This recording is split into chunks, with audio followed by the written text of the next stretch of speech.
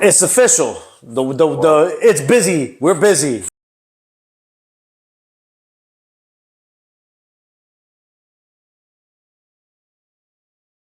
For April, May, for us, over the past 3 years, that's by far the highest. Yeah, that's peak season for us, which is great because the weather is perfect. We don't want our peak season to be July. No. You know, anything August. above 85, it starts getting real rough out there. Yeah, so, you know, obviously, with an addition to the studio, it makes things a little bit, we're a little bit more flexible. There's certain work that we do prefer to do in studio, but there's also jobs that we prefer to do, you know, that have to be pretty much on site. You know, like, for instance, RVs. Right. You know, things that are just not moving. We did an RV actually last week with our boy Mike. Shout out to Mike. Shout out to Mike. Big shout out to Mike for trusting us with his RV detail. And man, this one was rough. This one was rough. To say the least, man. Yeah, this was. I have experience with Gel Coats. We've done a lot of boats, a lot of RVs, a lot of trailers. If you guys ever worked with Gel Coats, you guys will kind of learn very quickly that all gel coats are different. It doesn't fade and it doesn't wear the same way as paint does. It's almost like the material itself changes by area and by exposure. You know, we did a motorhome yesterday, and we did Mike's, you know, over the weekend, and 2 and 7 days. That's rough. That's rough. That's a lot of work. But we're making exceptions and doing things for people we care about. You know, Mike is a good friend of ours. You know, he knows that we really don't work on RVs and boats too much, but we made an exception for him. We're helping a friend out.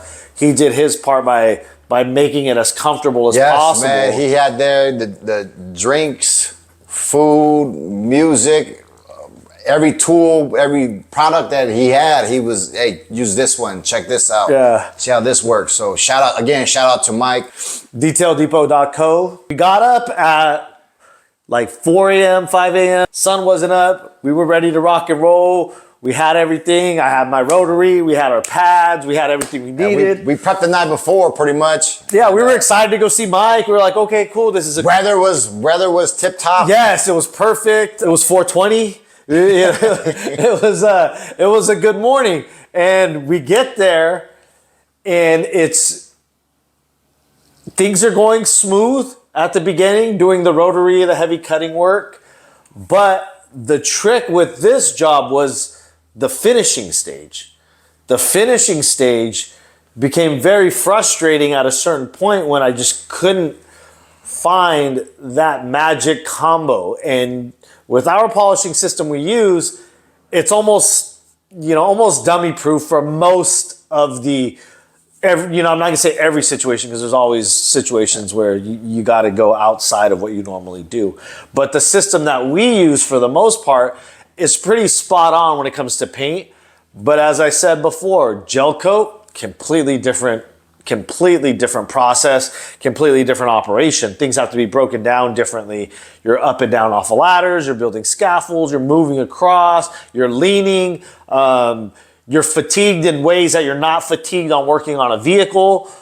So there's, and if you've never polished for more than 3-4 hours, this is for the big boys. Like when you're doing boats and RVs, you gotta know in your mind, depending on, if you're removing any oxidation on there, be prepared to be polishing for hours. So this is where you really learn how to deal with adversity when it comes your way, because obviously we're on site, we got Detail Depot there. So my man got pretty much everything under the sun when you product wise, but we're trying these different combinations and we're getting frustrated. And I know most people would probably be okay with the results, because considering what it looked like before to what it looked like even after the cutting stage.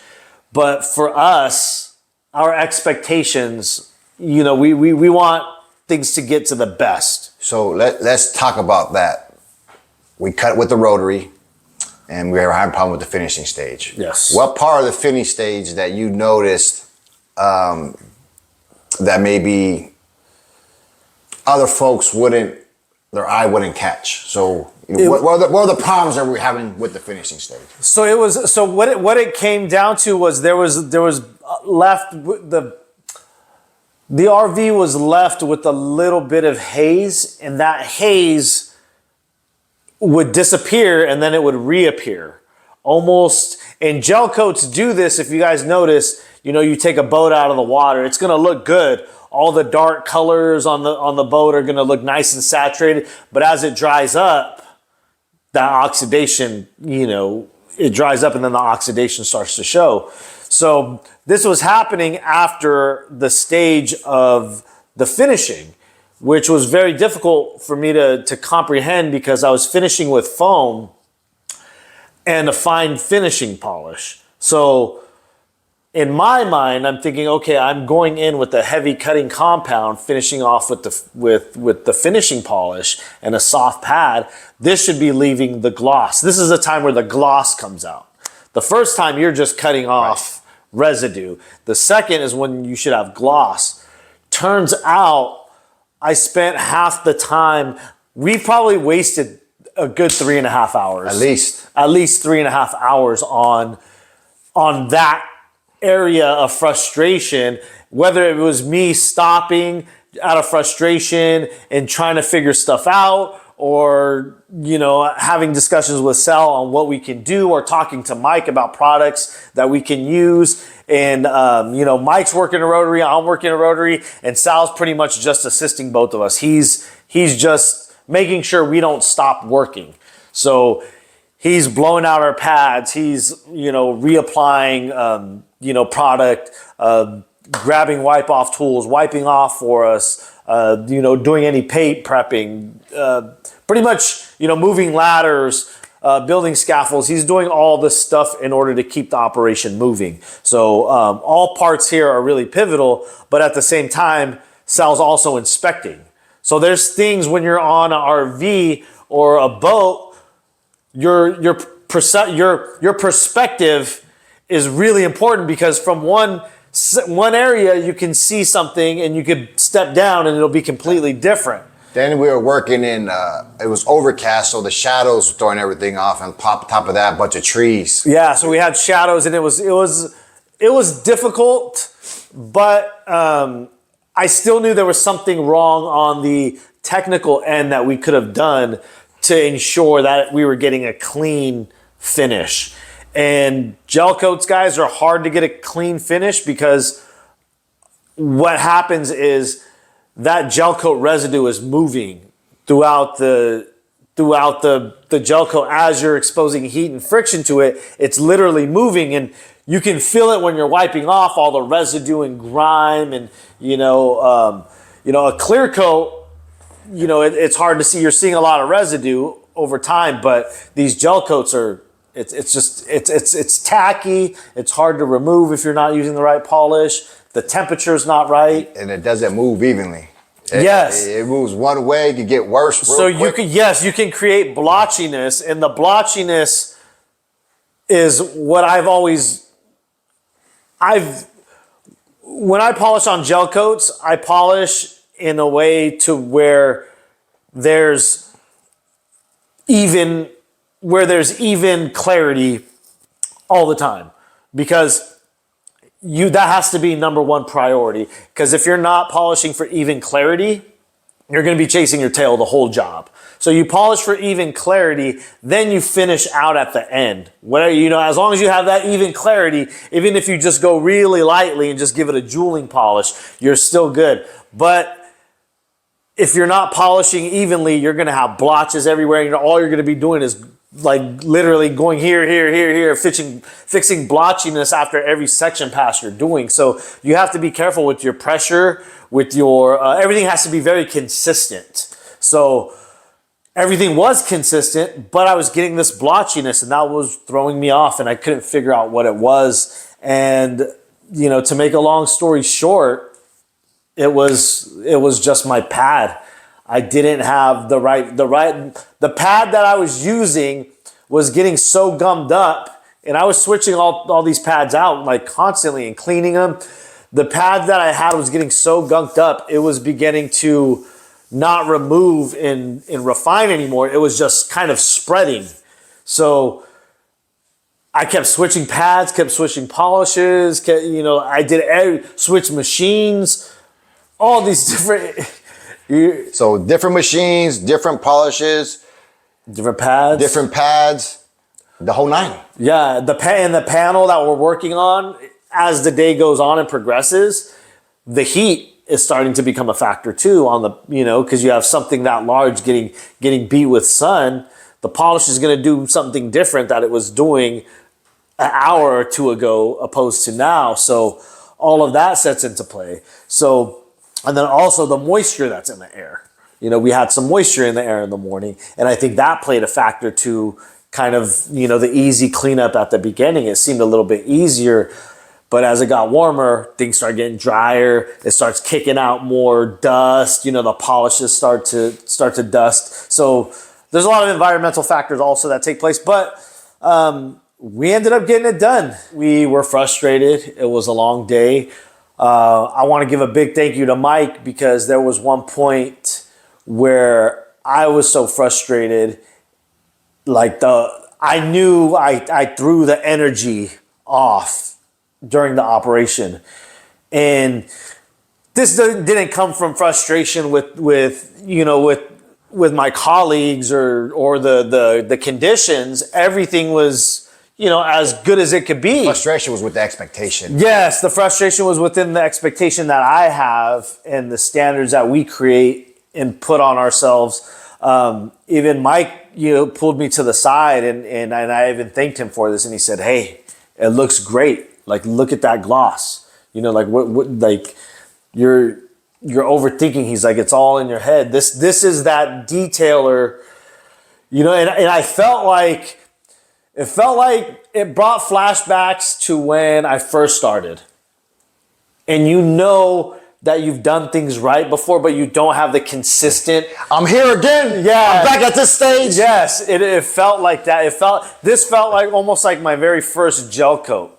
And, I'm sure everybody watching this, if you've ever done a gel coat that was pretty hammered, you know. And this one wasn't really that hammered. It was actually in pretty decent condition. It wasn't in great condition, but it wasn't the worst that we've done. We've done worse and gotten better results on previous jobs. But this one got the best of me, and there is a little bit of, and it happens, I'm a little embarrassed for my reactions and the way that I behaved, because I remember catching myself like that at my old job all the time.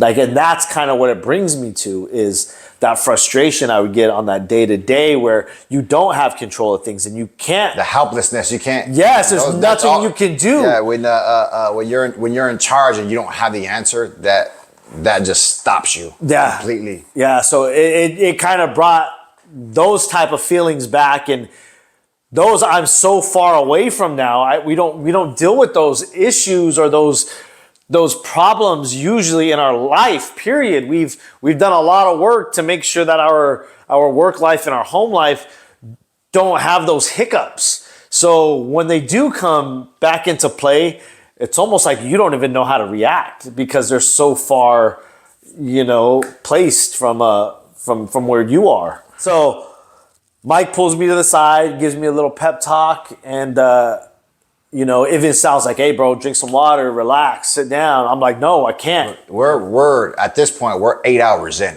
Yeah. We're 8 hours in on the actual polishing. Yeah. And then it was a drive. So fatigue is hitting in now too.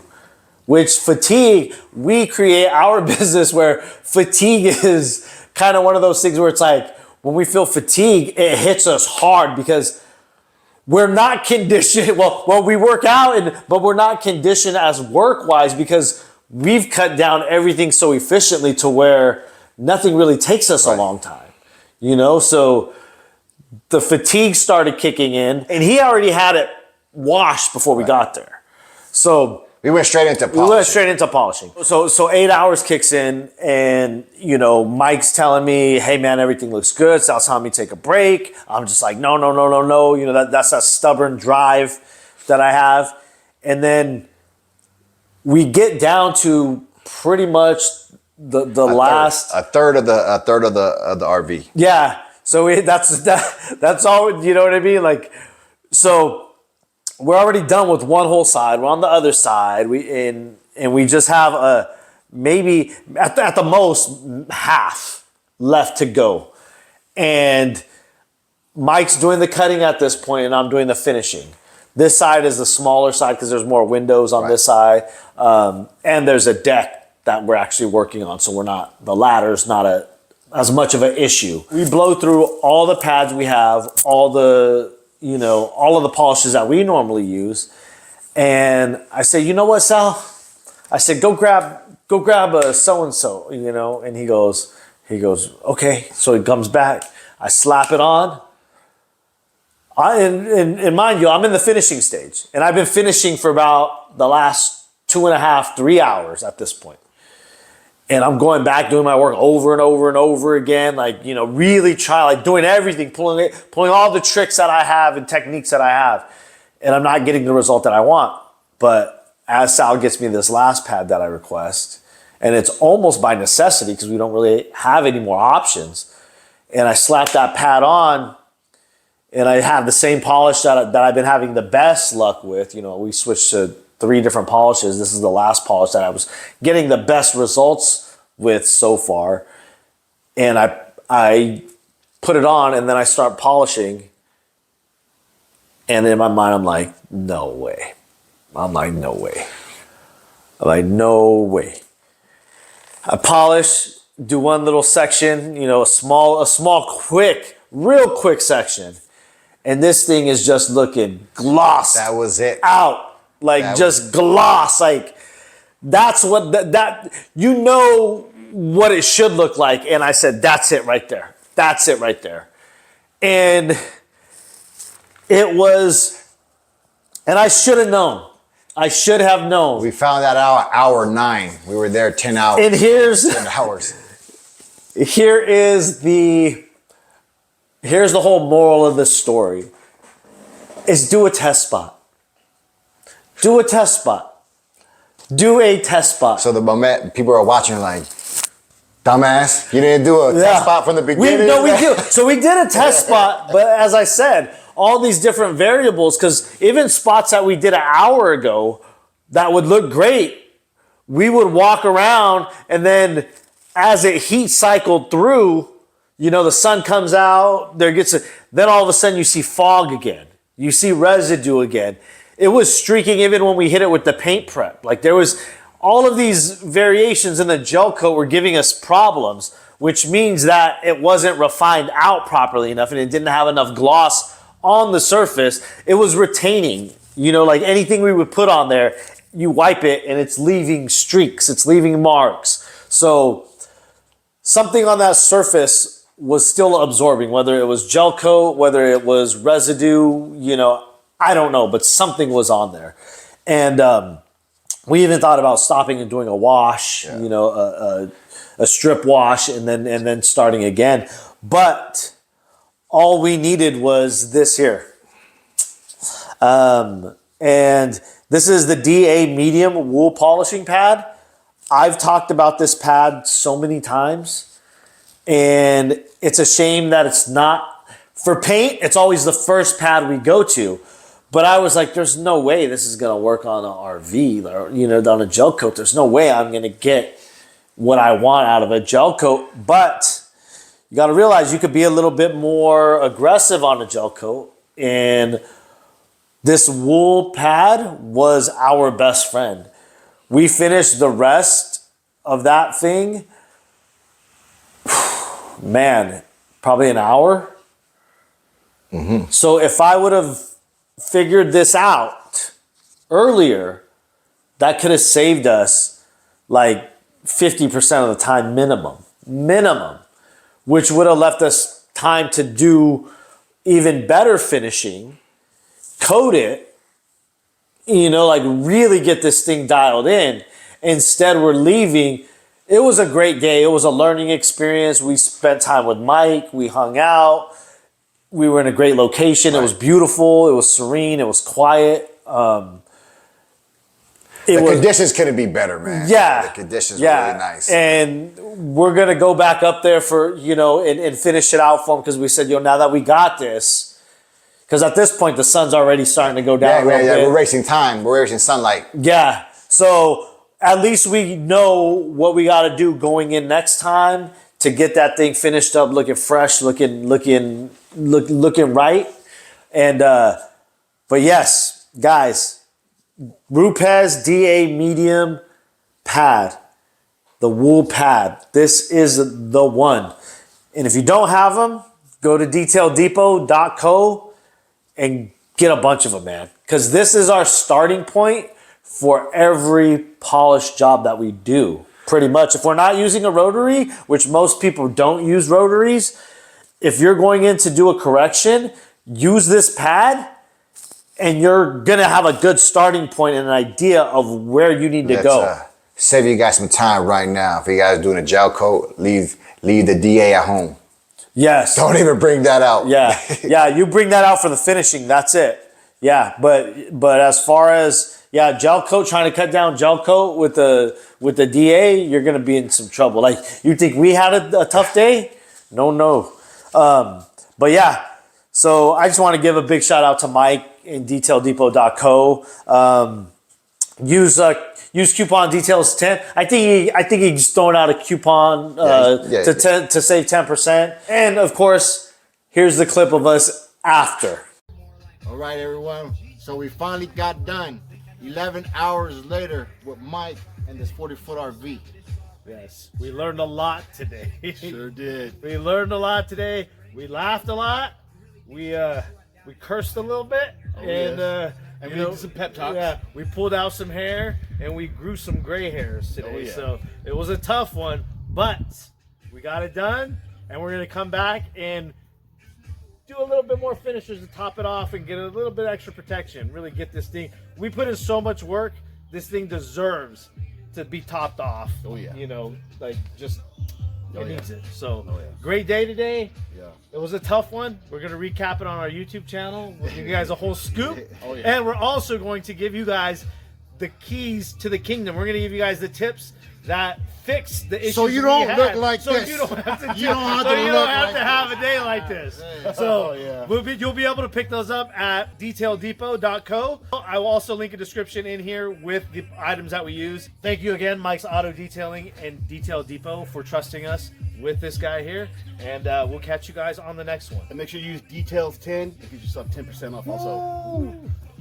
We were looking tore up. Yes. We were beat up. I was beat up. And you always want to look good in front of your fellow detailers. You kind of want to showcase what you're able to do. And I don't feel like we were able to do that till the end.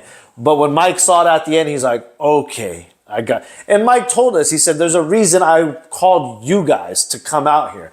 I knew you guys could hold it down. I knew you guys can handle this. I knew you guys, and we've done jobs bigger than this in one day. And it was this is one of those times where it was, and they're unavoidable, guys. These are things that are going to happen in business and in life. You gotta take the L and do the best you can, Well, we went in, right? There's 3 of us, 3 detailers. So we going in, we knew, okay, the experience, the methods are all there, but they didn't pan out that way. Something this big, we always decided like 2 days, and we didn't do that because we're gonna have to go back again. Yeah, we are gonna go back again. We're gonna finish it out. We're gonna coat it. We're gonna get this thing looking right, and that makes me feel good and that's just a part of who we are and the service that we provide, and this is kind of a learning lesson for us and for you guys too. If you guys haven't experienced this is an opportunity for you during the time when hey, I'm not getting the results that I want. Let me communicate with, because at that point, Mike is the client. He's paying for the service. I'm going to tell them, I'm going to put them in my schedule. Hey, we're going to commit a day to you to come back and make sure this is, and we've all done jobs that we're just not happy with. We're not satisfied with. And that kind of, you guys know what kind of feeling that is, and sometimes it's out of our control. It just may be a Toyota Camry that's beat up and, like you already know, okay, a car after a certain date with certain wear is just not going to, but you're so used to getting that result that these vehicles are capable of getting, maybe a newer vehicle or something with a higher quality material. Like a 1995 Mercedes is going to probably clean up nicely, the material wise, a lot better than a 1995 Toyota Camry with the same amount of use, just because of higher quality materials. They last longer, they recover better, they just look better. It's just higher quality. That's just the way quality works. It could be like a pair of shoes. Same shoes, same wear. The higher quality ones are going to look better and last longer. Same thing. And that's what we tell clients. But this was, in hindsight, I would probably say if we had to grade ourselves, I would give us a C on that job, but we're coming back. We're coming back for that extra credit. We're going to get it locked down. We're going to get it look nice. And this is part of communication with your client and also kind of like a conflict resolution at the same time and recovery. You're recovering your grounds and where you dropped the ball before you even leave. Like you're letting them know, hey, we're going to be back.